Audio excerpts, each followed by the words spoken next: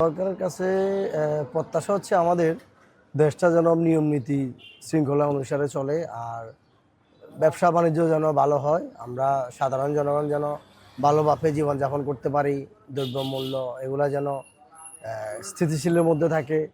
কোনো সিন্ডিকেট, বড় ধরনের কোনো সিন্ডিকেট যেন আমাদের দেশে না হয়, এটা আমরা সরকার থেকে আশা করি না। আল্লাহর রহমতে আমরা সরকারের কাছে প্রত্যাশা করি যেন আমরা সাধারণ জনগণ ভালো থাকবো আর আমাদের দেশটা উন্নতি হবে, এটা আমরা আশা রাখি। আমরা সবাই একসাথে হয়ে কাজ করে কাঁধে কাঁধ মিলে আমরা এগিয়ে যেতে চাই, এটা হচ্ছে সরকারের কাছে প্রত্যাশা।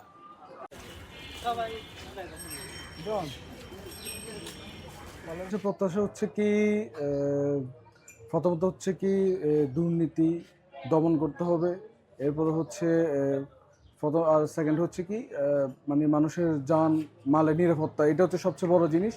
কারণ আমরা ইতিমধ্যে দেখতেছি অনেক অনেক বিষয় হচ্ছে, এটাই সরকারকে সবচেয়ে বেশি খেয়াল রাখতে হবে। মানুষের জীবনের এটাই আগে, নিরাপত্তাটা আগে দিতে হবে। আর আর হচ্ছে দ্রব্যমূল্যের বিষয়টা, এটা এটার দিকে সবচেয়ে বেশি নজর রাখতে হবে সরকারকে।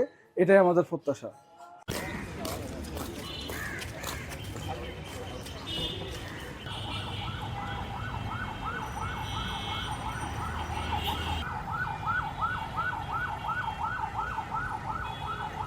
পেলাম নির্বাচনের মাধ্যমে নতুন সরকার আসছে। সরকারের কাছে আমাদের দাবি থাকবে প্রথমেই জুলাই সনদকে বাস্তবায়ন করা। এর পরবর্তীতে আমাদের আরেকটি অন্যতম চাওয়া থাকবে যে এর আগের সরকারগুলো যেভাবে ভিন্ন মতকে দমন করে রেখেছিল, নতুন সরকার কোনোভাবেই যেন ভিন্ন মতের রাজনৈতিক অধিকারের উপরে কোনো প্রকার হস্তক্ষেপ না করে, পাশাপাশি হচ্ছে গিয়ে বিরোধী মতের সকল প্রকার রাজনৈতিক অধিকার নিশ্চিত করে। আর আমাদের দেশে যে বিপুল সংখ্যক তরুণ বেকার যুবক রয়েছেন, তাদের প্রতি সরকারের নজর দেওয়া যথেষ্ট সুযোগ রয়েছে বলে আমি মনে করি।